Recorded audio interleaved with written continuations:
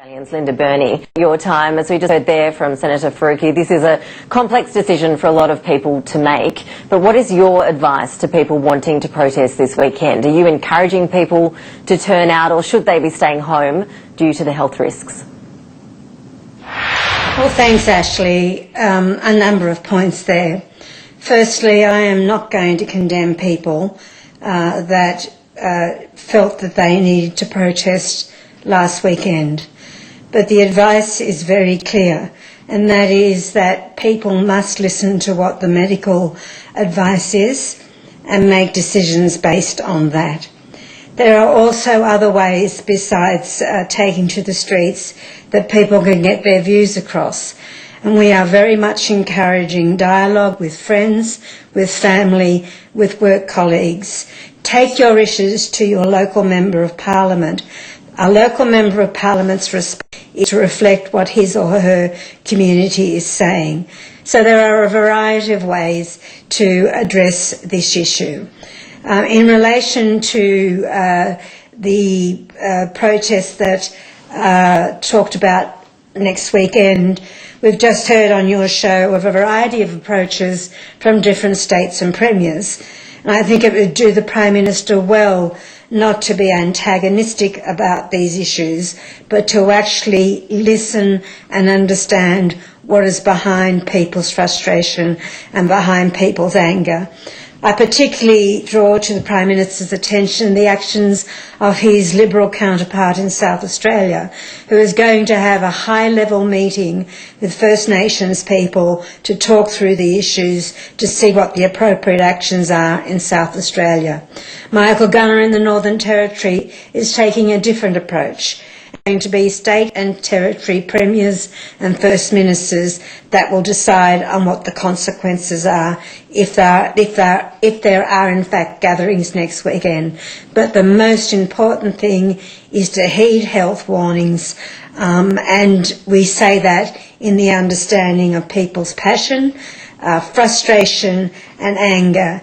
And for the nonsense that's coming out at the moment that this somehow has been hijacked, I know people that went to rallies last weekend. I know families that have lost people, personal experiences as well.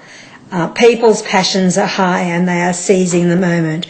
But health messages must be heeded to, and state and territory and first ministers will make the decisions that need to be made. And the Prime Minister needs to learn to listen and to understand and not be antagonistic. So Linda, just listen, I understand you're saying you're not going to condemn people who attended last weekend, but for people sitting there today wondering what they should be doing, for example in Melbourne this weekend, where we've seen someone from the protest last weekend now testing positive to coronavirus, you're a federal politician, you hold the Indigenous Affairs portfolio, you're a respected leader within the Indigenous community, so your words, obviously, your advice does carry a lot of weight. Should people, for example, in Melbourne this weekend, be turning out, or when you say they should heed the advice, is what you're saying to them, is your advice actually to stay home?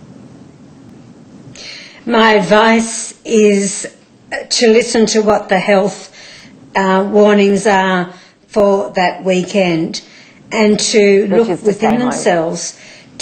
I'm saying to look within themselves to make a decision about whether they attend the rallies or not attend the rallies. Obviously, the health warnings, long process that people have endured in this country of self-isolation has to be considered.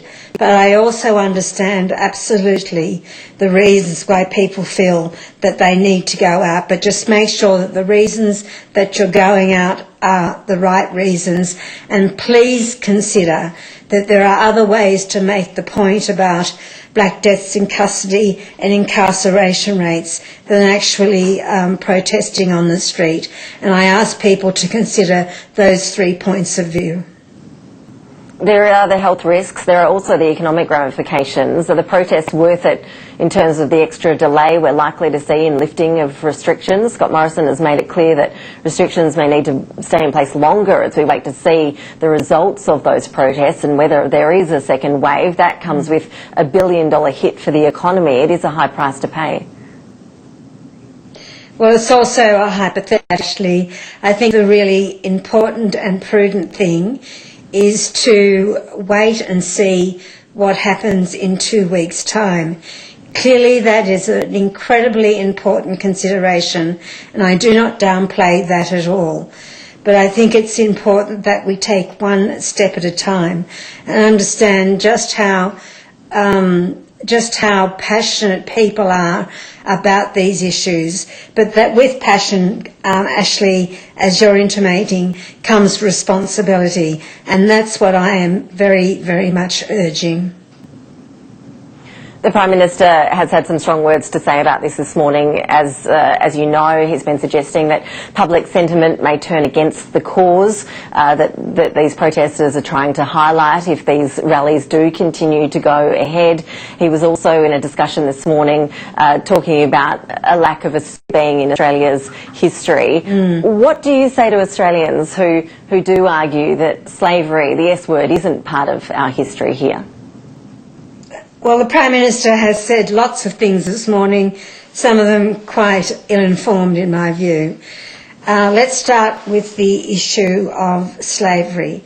Of course slavery is part of the Australian story, and what Labor is saying and what I'm saying very loudly for all of our citizens is that the process of truth-telling about the Australian story is probably one of the most powerful and constructive things that we can do. 2 points on slavery. The first, of course, is the blackbirding part of our story, where there was literally a slave trade between Australia and Micronesia and other Pacific islands, the Solomons, Samoa, and in particular Vanuatu. The physical evidence is here in Australia by way of the many Kanak families that exist. Some of them are very well-known names, like the Belair family, where Bob Belair, the late Bob Belair, grandfather was blackbirded as a young boy from Tanna in Vanuatu. These are people that we know that have been advocating for a long time to recognise that truth. And these very young men, young boys sometimes, were blackbirded from these countries to work in the cotton and in particular the sugarcane farms of Queensland and New South Wales. And of course very quickly there is also the fact that many of the young children that were part of the stolen generations were indentured labour out to farms and households, paid a pittance. Many state and territory governments stole those wages, and that is slavery in any terms. Linda Burney, as part of that truth-telling, is it time for Australia to start pulling down statues of people like Captain James Cook and James Sterling, for example? Well, there are 2 points I'd want to make there, Ashleigh. You know, we have seen, obviously, in America and in Britain, the pulling down of statues. We've also seen that in many other countries when regimes change. My view, and it comes from a place of knowing, a place where I worked for 25, 30 years in the education arena, is that if we erase the past, then we can't learn from the past. And that is part of truth. And the most constructive thing, and most statues and memorials are or city instrumentalities, is that the plaques should reflect the whole truth, and that there needs to be more statues and memorials erected across the country that tell of the whole story of those particular places. One that everyone's seen, Ashleigh, I'm sure you have, is when you're driving down past Hyde Park in Sydney, is that magnificent installation of recognition of Aboriginal people that fought in the various conflicts overseas for the Australian nation. A brilliant and beautiful reckoning of that truth. The statue, the rock plinth that's out at near Bingra for the Mile Creek Massacre Memorial.